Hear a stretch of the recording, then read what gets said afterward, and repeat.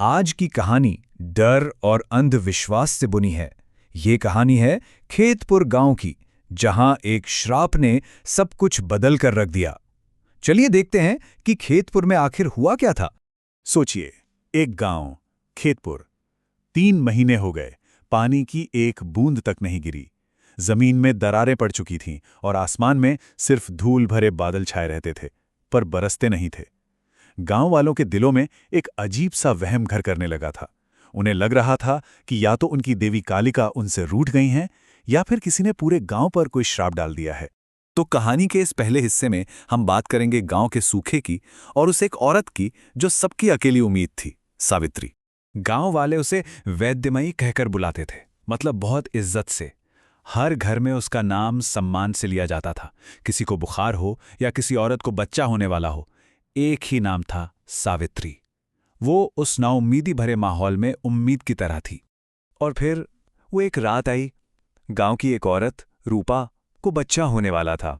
अंदर झोपड़ी में सावित्री थी और बाहर खड़े लोगों को बस दर्द से भरी चीखें सुनाई दे रही थीं। और फिर अचानक सब कुछ शांत हो गया। एक ऐसी खामोशी जो किसी बहुत बुरी खबर का इशारा कर रही थी। और बस यहीं से पूरी कहानी पलट गई। जहां भरोसा था, अब वहां शक ने और नफरत ने जगह ले ली। सिर्फ एक मौत ने सब कुछ तबाह कर दिया। जैसे ही लोगों को पता चला कि रूपा नहीं रही, उनका दुख, उनका गम एक पल में गुस्से में बदल गया। भीड़ चीखने लगी, ये चुड़ैल है, इसकी वजह से देवी नाराज हैं। एक ही झटके में सबकी वैद्यमयी अब एक चुड़ैल बन चुकी थी। सावित्री ने खुद को बचाने की बहुत कोशिश की। वो गिड़गिड़ाई, उसने समझाया कि वो तो बस देवी से प्रार्थना कर रही थी, कोई मंत्र नहीं पढ़ रही थी। लेकिन उस गुस्से में पागल भीड़ के आगे उसकी आवाज भला कौन सुनता। और फिर फैसला सुनाया गांव के मुखिया ने। उसने सीधा इल्जाम लगा दिया कि सावित्री की दवाओं ने ही उसकी बहू की जान ली है, उसका वंश खत्म कर दिया। बस मुखिया के इन चंद शब्दों ने सावित्री के किस्मत पर मोहर लगा दी। तो अब सावित्री वो नहीं रही जो पहले थी। एक लाचार औरत जिसे गांव से निकाल दिया गया था, अब बदला लेने वाली एक ताकत बन चुकी थी। उसका दुख अब एक गहरे इंतकाम में बदल गया था। जब भीड़, उसकी झोपड़ी, उसकी दवाइयां सब कुछ जला रही थी, तब सावित्री ने उन्हें देखा और ये खौफनाक बात कही। उसकी आवाज में अब दर्द नहीं था, बल्कि एक आने वाले तूफान की आहट थी। और फिर बदला लेने के लिए सावित्री ने वो किया जिसकी किसी ने कल्पना भी नहीं की थी, काला जादू। उसने जंगल में उस पुराने कालिका मंदिर के पास मिट्टी का एक पुतला बनाया। फिर उस पर मुखिया की पत्नी लता के बाल और कपड़े का एक टुकड़ा बांधा और कोयले से एक श्राप लिखकर उसे वहीं मंदिर के नीचे गाड़ दिया। सावित्री का इंतकाम अब शुरू हो चुका था। चलिए देखते हैं कि कैसे उस श्राप ने मुखिया के घर में अपनी जड़ें फैलानी शुरू कीं। पहले तो मुखिया के घर में एक अजीब सड़ी हुई सी बदबू रहने लगी। फिर उसके जानवर एक एक करके बीमार पड़ने लगे। खेत जो कभी लहलहाते थे, अब सूखकर खाक हो रहे थे। लेकिन सबसे बुरा असर हुआ उसकी पत्नी लता पर। ऐसा लगता था जैसे कोई चीज उसे अंदर ही अंदर खाए जा रही हो। लता की हालत बहुत तेजी से बिगड़ी। सोचिए, सिर्फ 7 दिनों में। पहले दिन उसके बाल झड़ने लगे। तीसरे दिन तक जिस्म पर अजीब नीले हरे दाग पड़ गए। 5वें दिन वो चीखे मारकर नींद से जागने लगी। और 7वें दिन तक उसकी आवाज किसी इंसान की नहीं लगती थी।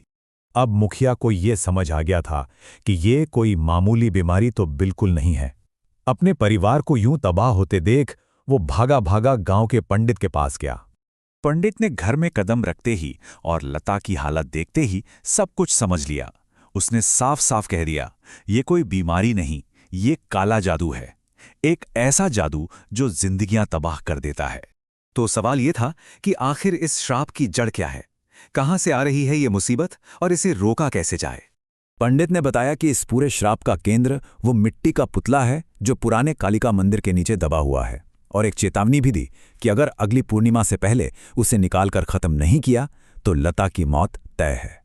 अब कहानी अपने आखिरी और सबसे खौफनाक पड़ाव पर है। मुखिया उस श्राप को तोड़ने की अपनी आखिरी कोशिश करने वाला था, पर क्या ये इतना आसान था? उसी रात मुखिया, पंडित और कुछ लोगों के साथ उस वीरान मंदिर पहुंचा।